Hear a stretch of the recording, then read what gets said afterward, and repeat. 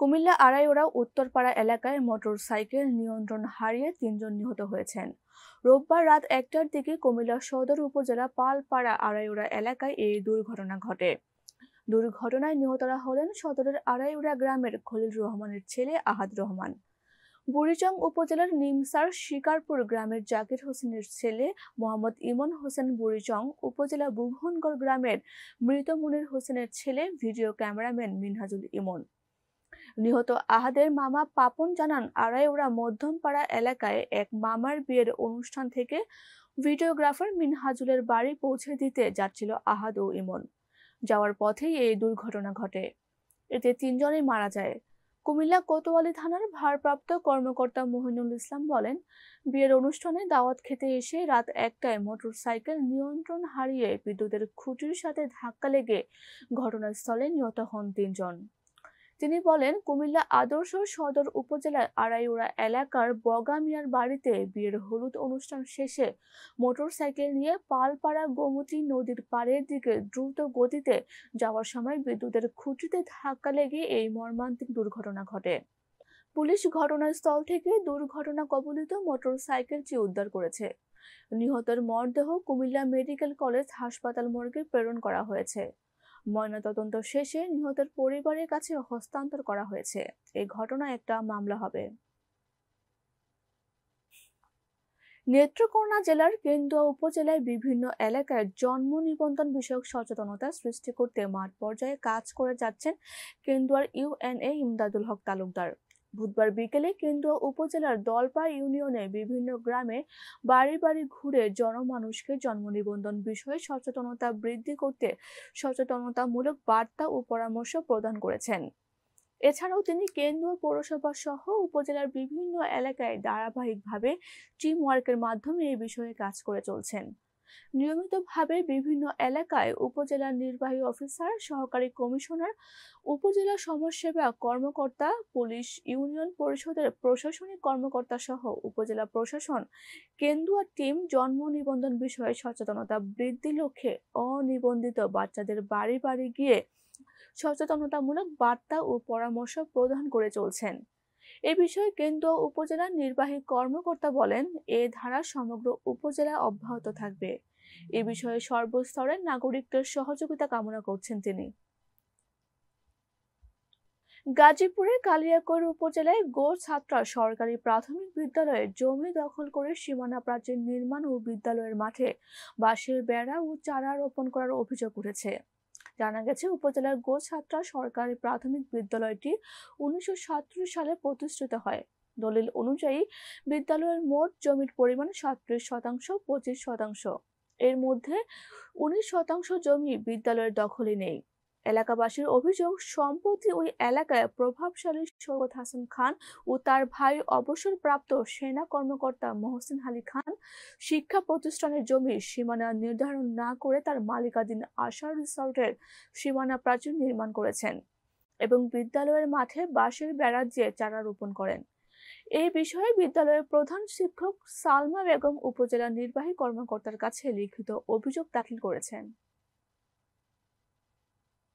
বর্ণাঢ্য অভিষেক অনুষ্ঠানের মাধ্যমে বৃহত্তর সিলেটের ঐতিহ্যবাহী সামাজিক সংগঠন কাতারস্থ জালালাবাদ অ্যাসোসিয়েশনের নবনির্বাচিত কর্মকর্তাদের অভিনন্দন ও ফুলের শুভেচ্ছা জানান কাতার প্রবাসীরা। সহকর্মী মোশাররফ হোসেন জনি জানান, রাষ্ট্রদূত মোহাম্মদ নজরুল ইসলাম মাহবুবুর রহমান চৌধুরীকে সভাপতি, হাবিবুর রহমান সিনিয়র সহ সভাপতি, আহমদ মালিককে সাধারণ সম্পাদক, আহমদ নবীন ওমানকে সহ সাংগঠনিক সম্পাদক হিসেবে ঘোষণা করেন। পরে উপস্থাপক রেজাউল করিম রেজু অন্যান্য কর্মকর্তাদের নাম ঘোষণা করেন। বিশেষ অতিথি হিসেবে উপস্থিত ছিলেন বাহরাইন জালালাবাদ অ্যাসোসিয়েশন সভাপতি ও সাধারণ সম্পাদক, কাতার সরকারের বিভিন্ন মন্ত্রণালয়ের কর্মকর্তাবৃন্দ, দূতাবাসের ঊর্ধ্বতন কর্মকর্তাবৃন্দ ও বাংলাদেশ কমিউনিটির বিশিষ্টজনেরা। ঢাকা থেকে কেন্দ্রীয় জালালাবাদ অ্যাসোসিয়েশনের পক্ষে কাতারের নতুন কমিটিকে ভিডিও বার্তায় অভিনন্দন জানান কেন্দ্রীয় সভাপতি ও সাধারণ সম্পাদক। রাষ্ট্রদূত নবনির্বাচিত নেতৃবৃন্দকে আন্তরিক শুভেচ্ছা ও অভিনন্দন জানান। তিনি আশা করেন ঐতিহ্যবাহী এই সংগঠনের নতুন নেতৃত্ব বৃহত্তর সিলেট প্রবাসীকে বিভিন্ন সমস্যা ও সম্ভাবনাকে গুরুত্ব দেওয়ার পাশাপাশি প্রবাসী বাংলাদেশিদের মধ্যে ঐক্যমতের ভিত্তিতে নতুন বাংলাদেশের স্বপ্ন ও সম্ভাবনাকে কাজে লাগানোর জন্য গুরুত্বপূর্ণ ভূমিকা রাখবেন। উদ্দেশ্য একটাই, উদ্বিগ্নতাকে পাশে রেখে আপনারা সুন্দরভাবে বড়দিন পালন করেন। আপনাদের নিরাপত্তা দেওয়া আমাদের কাজ। আগামী 25 ডিসেম্বর আপনাদের গুরুত্বপূর্ণ একটা দিন। এই দিনটি পালন করার লক্ষ্যে আপনাদের পাশে সর্বাত্মক সহযোগিতা করব। আপনারা নিশ্চিন্তে দিনটি উদযাপন করতে পারেন। দুপুরে রংপুর আঞ্চলিক ব্যাপটিস্ট চার্চ সংঘের আয়োজিত আসন্ন শুভ বড়দিন উপলক্ষে আইন শৃঙ্খলা বাহিনী রক্ষাকারীর সাথে মতবিনিময় সভায় প্রধান অতিথির বক্তব্যে ব্রিগেডিয়ার জেনারেল হুমায়ুন কাইয়ুম এসব কথা বলেন। রংপুর অন্তঃমণ্ডলিত খ্রিস্টান ঐক্য পরিষদ ব্যাপটিস্টের মিশনের সভাপতি রেভারেন্ড সখরীয় বৈরাগের সভাপতিত্বে এ সময় উপস্থিত ছিলেন রংপুর জেলা ও উপজেলা খ্রিস্টান ধর্মাবলম্বী সকল নেতৃবৃন্দ। চাঁদপুরের মতলব উত্তর উপজেলার সেংরারচর পৌর বিএনপির সাধারণ সম্পাদক মোহাম্মদ জাহাঙ্গীর আলমের প্রধানের বিরুদ্ধে অপপ্রচারের প্রতিবাদে সংবাদ সম্মেলন করেছে সেংরারচর পৌর বিএনপি। সোমবার 23 ডিসেম্বর দুপুরে রুহিতাপাড় জিএম উচ্চ বিদ্যালয় প্রাঙ্গণে এই সংবাদ সম্মেলন অনুষ্ঠিত হয়। সেংরারচর পৌর বিএনপির পক্ষে লিখিত বক্তব্য পাঠ করেন পৌর বিএনপির সাংগঠনিক সম্পাদক উজ্জ্বল ফরাজি। বক্তব্যে উজ্জ্বল ফরাজি বলেন, বাংলাদেশ জাতীয়তাবাদী দল বিএনপি সেংরারচর পৌর বিএনপির সাধারণ সম্পাদক মোহাম্মদ জাহাঙ্গীর আলম প্রধানের বিরুদ্ধে গত 18 ডিসেম্বর 2024 তারিখে একটি মহল রাজনৈতিক উদ্দেশ্যে প্রণোদিত ও সুপরিকল্পিতভাবে লক্ষণ চন্দ্র সেন নামে এক ব্যক্তির মাধ্যমে চাঁদাবাজির অভিযোগ আনয়ন করে সাংবাদিক সম্মেলন করানো হয়েছে, যা সম্পূর্ণ মিথ্যা, ভিত্তিহীন, বানোয়াট ও উদ্দেশ্য প্রণোদিত। এই বিষয়ে মতলব উত্তর উপজেলা ও সেংরারচর পৌরসভার জাতীয়তাবাদী দল বিএনপি ও অঙ্গ সংগঠনের নেতৃবৃন্দ এর তীব্র নিন্দা ও প্রতিবাদ জানাচ্ছি। তিনি আরো বলেন, ফেসিবাদী আওয়ামী লীগ সরকার 5 আগস্ট পতনের পর আওয়ামী লীগের দোসর ও নামদারি বিএনপির একটি মহল জাতীয়তাবাদী দলের নির্যাতিত নেতা কর্মীদের বিরুদ্ধে অপপ্রচার ও মিথ্যাচার ছড়িয়ে বিতর্ক উচকে দেয়।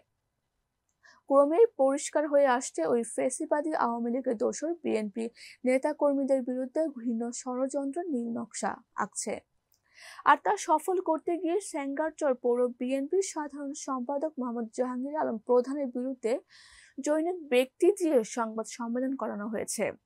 সাংবাদিক বন্ধুগণ, আপনাদের অবগতির জন্য জানানো যাচ্ছে যে উপজেলা ও পৌর বিএনপির নামদারি কিছু সংখ্যক বহিষ্কৃত নেতাকর্মী গত 15 বছর আওয়ামী লীগের সাথে হাত মিলিয়ে জাতীয়তাবাদী দলের নেতাকর্মীদের বিরুদ্ধে হামলায় মামলায় লিপ্ত ছিলেন।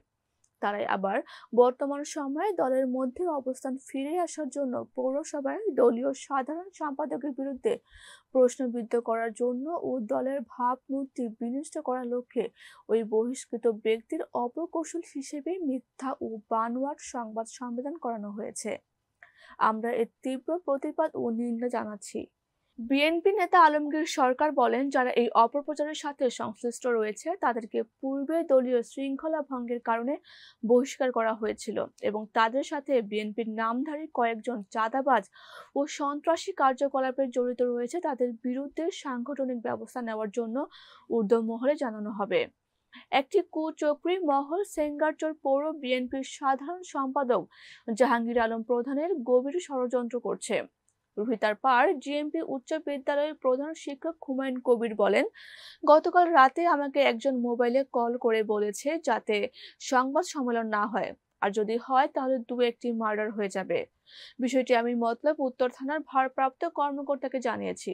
সংবাদ সম্মেলনে আরো উপস্থিত ছিলেন মতলব উত্তর উপজেলা বিএনপির সভাপতি অ্যাডভোকেট ফজলুল হক সরকার হান্নান, উপজেলা বিএনপির সভাপতি অ্যাডভোকেট ফজলুল হক সরকার হান্নান, সাবেক সাধারণ সম্পাদক আলমগীর সরকার, উপজেলা বিএনপির সিনিয়র সহ-সভাপতি এস.এম. জাহাঙ্গীর আলম, প্রধান উপজেলা বিএনপির যুগ্ম সম্পাদক জাহাঙ্গীর আলম, সাংগঠনিক সম্পাদক মিয়া মঞ্জুর আমিন স্বপন, পৌর বিএনপির সাধারণ সম্পাদক জাহাঙ্গীর আলম, উপজেলা যুবদলের যুগ্ম আহ্বায়ক আব্দুল মান্নান সাগর, সেঙ্গারচর পৌর যুব দলের সদস্য সচিব আলম সরকার, উপজেলা ছাত্র দলের আহ্বায়ক নুরুল হুদা ফরেজি, সেঙ্গারচর পৌর ছাত্র দলের আহ্বায়ক শাকিল খান, সাধারণ সম্পাদক ফরহাদ সরকার সহ উপজেলা পৌর বিএনপি ও সহযোগী সংগঠনের নেতৃবৃন্দ।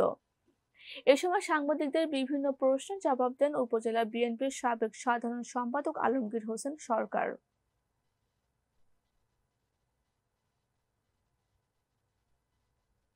বিএনপির স্থায়ী কমিটির সদস্য সাবেক বাণিজ্য মন্ত্রী মেজর অবসর হাফিজ উদ্দিন আহমেদ বীর বিক্রম বলেছেন, আমি যতদিন জীবিত থাকব সাধারণ মানুষের উপর কোনোভাবে অত্যাচার হতে দেব না। রোববার সকালে তজুমউদ্দিন উপজেলা বিএনপি ও অঙ্গ সংগঠনের সাথে আয়োজিত জনসভায় তিনি একথা বলেন। তিনি আরো বলেন, আওয়ামী লীগ বিগত বছরগুলোতে অত্যাচার লুটপাটের কারণে শোচনীয়ভাবে পালাতে হয়েছে। এর থেকে শিক্ষা নিয়ে আমাদের সচেতন হতে হবে। আমি 6বার এমপি নির্বাচিত হয়েছি, 2বার মন্ত্রী ছিলাম। সাধারণ মানুষের অধিকার বিঘ্নিত হলে আমি রুখে দাঁড়াবো। সভা শেষে তিনি বিএনপির সদ্য সাবেক যুগ্ম আহ্বায়ক আলমগীর খোকন মিয়ার কবর জিয়ারত করেন। এ সময় উপস্থিত ছিলেন উপজেলা বিএনপির আহ্বায়ক গোলাম মোস্তফা মিন্টু, সদস্য সচিব ওমর আসাদ রিন্টু, উপজেলা বিএনপির সাবেক সভাপতি আলহাজ মোস্তাফিজুর রহমান, যুগ্ম আহ্বায়ক জাকির হোসেন হাওলাদার সহ বিএনপি ও অঙ্গ সংগঠনের নেতারা।